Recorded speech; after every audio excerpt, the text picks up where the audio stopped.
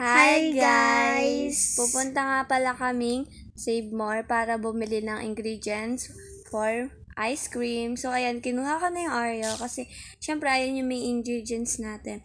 Yan, nagpa-video ako sa kapatid ko. O flex ko yung damit ko. O pak, sino ka dyan girl? Yan, kumuha na ng gatas. Tapos, kukunin sana namin yan kaso plastic pala yun. Oh my god, sayang. Tapos yan, ang dami na pamili. Oh, piling mayaman yarn.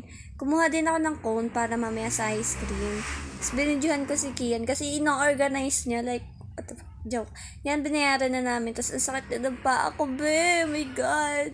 Tapos punta na kami ng palengke para bumili ng vegetables. And then, yan, bored na ako. Ang ginagawa ko dyan. Tapos, ayan, nakabili na kami. Pati hotdog fries, blah, blah, blah. Tapos, ayan, bumili kami ng gulaman. Be, walang lasa. Kadiri. Cute ni YN. Oh my God, bet na bet ko sa kanya yan. Ang cute, oh. Tapos, flex ko lang yung damit ko.